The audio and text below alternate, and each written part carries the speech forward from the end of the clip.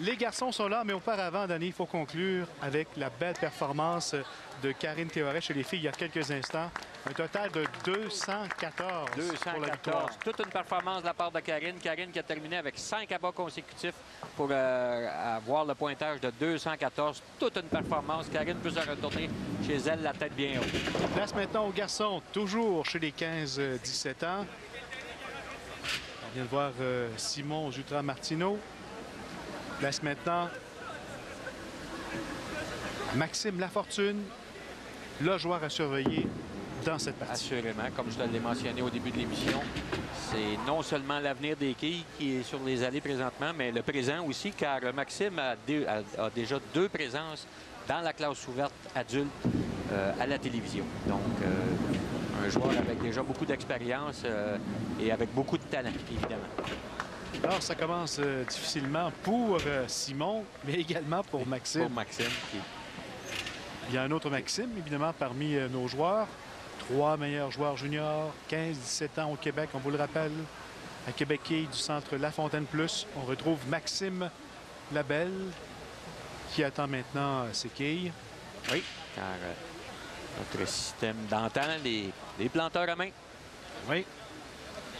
Alors, ça fait la beauté, évidemment, de cette présence de Québécois ici au complexe Desjardins à Montréal. Le premier lancé du match pour Maxime Labelle. Bon lancer. C'est réussi. Exactement au bon endroit. C'est un bon départ pour le joueur du centre La Fontaine Plus. Un abat. Le seul qui débute son match avec un carreau fermé. Simon. Deuxième lancé difficile pour Simon Jutras-Martineau. L'allée de gauche qui dévie un peu plus que l'allée de droite vers la droite. Et on a vu ici que la boule a dévié beaucoup trop vers la droite, n'atteignant pas la quille numéro 1. C'est la nervosité qui embarque le Denis. Hein? Oui, assurément, un peu. Pour Simon, un peu moins d'expérience que Maxime et que les deux Maxime. Malgré que Maxime Lafortune, lui, a quand même débuté avec une trouée lors de son premier lancer. Donc, on se retrouve quand même pratiquement sur un pied d'égalité. La réserve pour Simon. Beaucoup mieux ici. C'est réussi. Et pour Maxime Lafortune, durant les qualifications, il a atteint un grand total de 956 quilles en 4 parties. C'est le plus grand nombre de quilles abattues, toutes catégories confondues. Alors, il en était à sa 5e victoire sur le circuit junior. Alors, Maxime, un joueur d'avenir. Pour l'avoir déjà côtoyé sur les allées lors des compétitions, je peux dire que Maxime a un excellent style, beaucoup de compréhension sur les allées. Encore quelques petites facettes à améliorer de son jeu, mais déjà évolue à un niveau très élevé. Maxime Labelle, bien prêt d'inscrire un le peu deuxième plein. abat, mais un compte de 9. Un peu plein du côté gauche. On a vu la boule frapper la quille numéro 1 un peu trop directement sur celle-ci. La boule qui est passée à droite de la quille numéro 8 et a laissé celle-ci sur l'allée. Et pour Simon, c'est la trouée. Montage de 5. Nos jeunes quilleurs qui ont un petit peu de misère à apprivoiser les allées. Oui, mais tout comme les quilleuses lors du match précédent, on a eu un lent début, mais on a eu un gros finish, surtout de la part de Karine, qui a terminé avec 5 abats.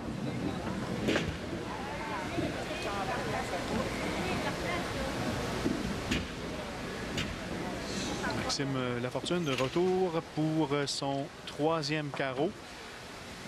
Et on peut mentionner, c'est pour les gens qui sont intéressés de participer à tous les événements des salons de quilles associés, en passant des catégories élites par équipe, seniors, les dames et les professionnels, avec des événements, des inscriptions de 500 $ qui vont nous amener à des événements comme celui qu'on va vivre plus tard dans l'émission chez les professionnels, avec des bourses de 14 300 $ chez les professionnels. Donc, si vous êtes intéressé à participer, on va voir sur le site des salons quilles associés ou sur Hebdoquilles, géré par notre statisticien Pierre Demers. Toutes les informations nécessaires sur les quilles au Québec sont disponibles sur ce site. Réserve. C'est raté. Oui, pour Maxime, c'est un quart. Maxime, qui est le favori, il a une partie parfaite, lui, au Jeu du Québec Oui, cette année. un début un peu chancelant pour Maxime. Une trouée, on a vu qu'il a tenté de faire l'ajustement, il est arrivé beaucoup trop mince sur la quille numéro 1. C'est souvent le cas après une trouée. On va tenter d'ajuster la situation pour arriver pas trop directement sur celle-ci. Souvent, on est trop mince. Carreau ouvert pour Maxime Labelle du Centre La Fontaine Plus. Une partie qui débute très lentement pour les trois participants. Oui, Maxime Labelle qui se retrouve après 3 carreaux avec une avance de 17 et 18 quilles sur ses deux opposants. Et voilà, un abat pour le quilleur du Salon Bellevue, Simon Jutras-Martineau. Heureux que ça se replace. Ah, on est inquiet, hein? Oui, Ça, oui. ça se promène, là. Oui, on semble avoir un peu de nervosité. On se questionne. Oui, un bon lancer de la part de Maxime ici. C'est venu bien près. Oui, la précision y était, manquait légèrement de vélocité. On a vu la quille numéro 1 tomber devant la quille 9 et ne pas se rendre à celle-ci. Maxime Labelle s'installe sur l'allée numéro 1.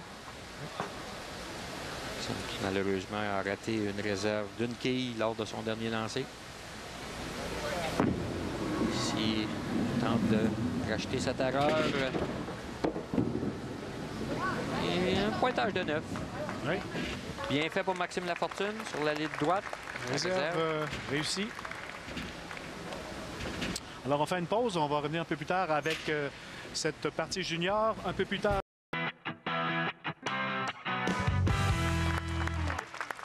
Nous vous rappelons que l'équipe de production est hébergée par l'hôtel Travelodge, évidemment situé sur le boulevard René-Lévesque à Montréal. C'est ici, tout près du complexe Desjardins, d'où vous provient Québec Quilles. Nous serons de retour avec les juniors. 15-17 ans. On a un match serré, mais très serré, avec des pointages qui sont pas très élevés. On a un peu de difficulté. On semble avoir de la difficulté à s'ajuster aux allées. Par contre, le match est des plus serrés car Maxime Labelle, 95 au 7e. Maxime Lafortune, 83 au 7e et une possibilité de 110 au 7e pour Simon Jutras qui, lui, a une réserve au 7e carreau. Voici son lancer sur l'allée 1. Bon lancer. C'est réussi. Oui. Alors, Maxime qui est 3 en 3 lors de ses 3 apparitions sur l'allée de gauche. Maxime Lafortune. Il semble avoir réussi. C'est bon. On se replace du côté de Maxime. Maxime qui a eu beaucoup de difficultés. 4 carreaux ouverts en 4 sur l'allée de gauche. Il va certainement se poser des questions avant le prochain lancer qu'il va effectuer sur cette allée. Il avait joué une moyenne de 239 lors des 4 parties de qualification là, au printemps. Exactement. Mais à sa défense, Carl, ce n'est pas facile. L'ajustement, le peu de temps de pratique, les conditions bien différentes de ce qu'il a connu au Salon de quilles à l'endroit où il y a eu les qualifications. Donc, je peux te dire que Maxime est un excellent quilleur, malgré la performance à laquelle on assiste. Les réactions face au public, hein, face aux caméras, l'éclairage. C'est réussi, 2 en 2. Oui, et Simon, qui avec un doublé ici, se place en excellente position pour aller chercher la victoire et les 250 $ en bourse d'études.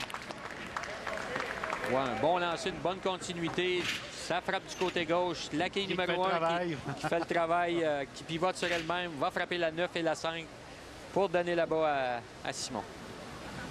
Alors, Simon Jutras-Martineau qui prend une sérieuse option sur la bourse d'études de 250 $ qui va au gagnant de cette partie chez les juniors 15-17 ans. Vous avez les 3 meilleurs joueurs juniors de leur catégorie au Québec devant vous aujourd'hui à Québec Quilles. Maxime premier lancé sur laquelle il a réussi de fermer le carreau sur l'allée de gauche. Deuxième. Ce qui lui donne un doublé. Oui. Donc, rien n'est terminé. Troisième abat en 4 carreaux. Malgré les 27 quilles de retard, Maxime peut forcer son adversaire à au moins réussir une marque au dernier carreau. Réserve ratée pour Maxime Labelle. Oui. Donc ici, Simon, avec un abat ici, peut pratiquement s'assurer de la victoire. Avec 27 quilles d'avance, s'il réussit là-bas, mission accomplie. Attention, ici, ça sera sur un faible pointage de 3. On ouvre la porte ici. Donc, 133. Pas terminé. On a besoin de la réserve pour une possibilité de 173. Et du côté de Maxime Lafortune, avec 3 abats, on aura 173. Donc, aussi un lancer important. Maxime qui... excellent lancé. On peut voir ici que Maxime contrôle bien la ligne droite. Un 3e abat consécutif sur la ligne droite et un 3e consécutif dans son match. Donc, attention, c'est bon. Belle réserve. Oh, c'était pas Belle facile. réserve ici. 153 au 9e. Donc, s'assure avec un abat, s'assure d'une égalité. Évidemment. Alors voilà, ça joue entre Maxime Lafortune et Simon Jutra-Martineau. Oui. Et évidemment, Maxime Lafortune, lui, n'a d'autre choix que de réussir là-bas ici s'il va avoir la moindre chance de terminer en première position. Bon lancer, bonne continuité, un peu mince. Malheureusement pour Maxime, ça sera la 2e position. Pointage de 9. 42. Possibilité de 162. On a déjà 163 du côté de Simon. Et voilà. avec pointage de 9 c'est officiel. 172. Donc, Simon Jutra-Martineau, notre grand gagnant du 250 $ en bourse d'études.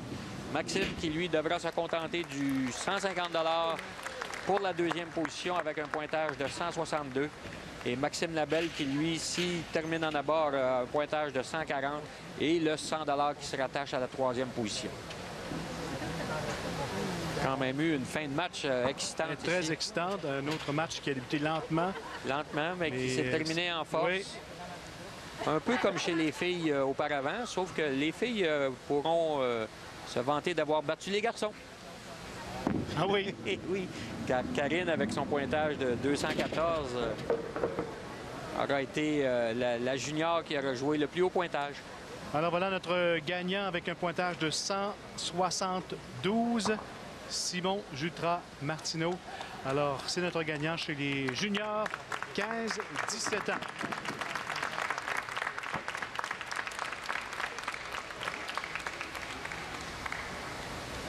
Dernier lancé pour Réserve des plus Maxime difficiles. Labelle. Ce n'est pas réussi. Pointage de 9 pour une pointage final de 119 pour Maxime Labelle. Alors voilà pour nos juniors qui nous ont donné beaucoup d'actions au cours des dernières semaines. Un peu plus tard, chez les pros, immédiatement après la pause, l'un des meilleurs joueurs de quilles au Québec, Pierre Bilodeau.